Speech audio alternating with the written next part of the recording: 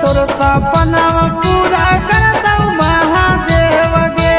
मने मने मानल देव तोरा पति देव रे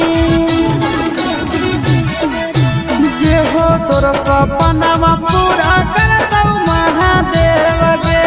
मने मने मानल देव तोरा पति देव रे आज माला चढ़ावन के करल जोड़े जोड़े गे माला चढ़ावन के करल जोड़े जोड़े गे छोड़ा शिव जी से मंगाही तोरे रे छोड़ा शिव जी से मंगाही तोरे रे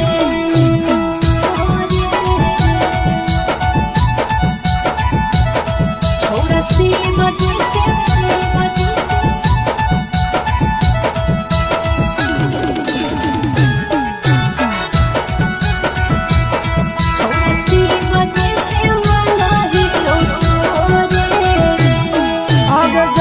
पसिया तोरा बेकार गेला भरावा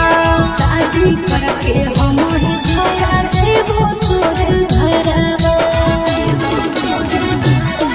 अब जइतो नहीं तो पसिया तोरा बेकार गेला भरावा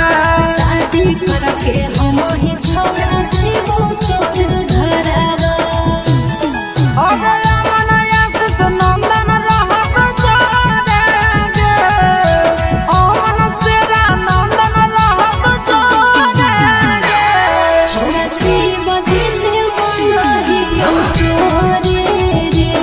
छोड़ा शिव जी